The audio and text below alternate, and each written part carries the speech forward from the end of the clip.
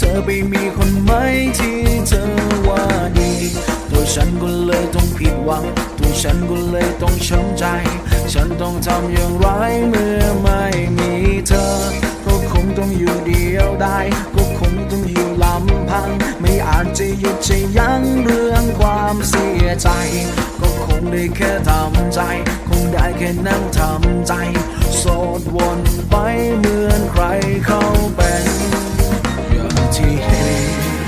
ว่าตัวฉันนั้นไม่มีใครอยากจะเห็นอยากจะมีคนที่เข้าใจก็โสดวนไปก็เหงาวนไปจะไปที่ไหนมันตัวคนเดียวเพราะฉันยังโสดเพียวๆก็เลยยังไม่มีใครกินข้าววนไป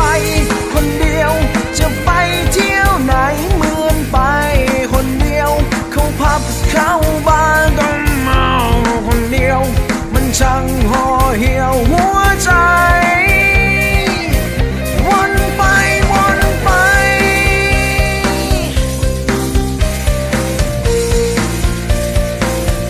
คนโสดว่าไง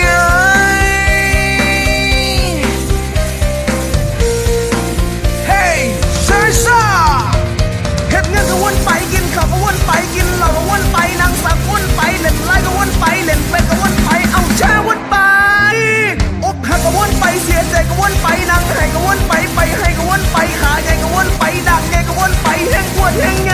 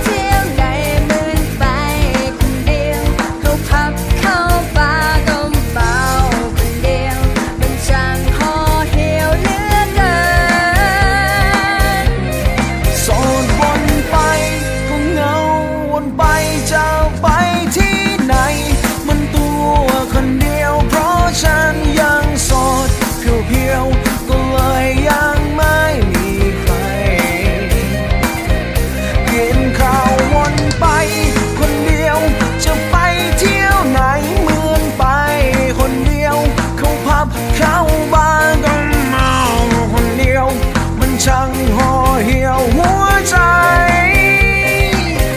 วนไปวนไป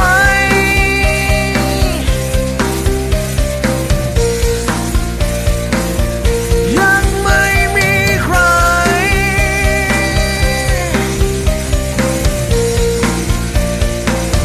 เลยต้องโสดวนไป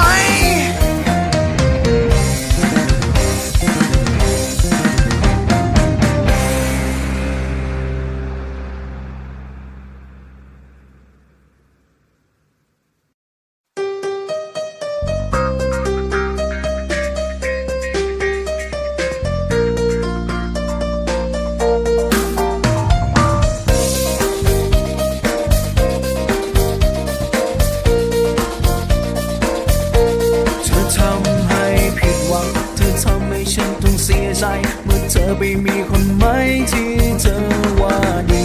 ตัวฉันก็เลยต้องผิดหวังตัวฉันก็เลยต้องช้ำใจฉันต้องทำอย่างไรเมื่อไม่มีเธอก็คงต้องอยู่เดียวได้ก็คงต้องอยู่ลำพังไม่อาจจะหยุดจะยั้งเรื่องความเสียใจก็คงได้แค่ทำใจคงได้แค่นั่งทำใจโสดวนไปเหมือน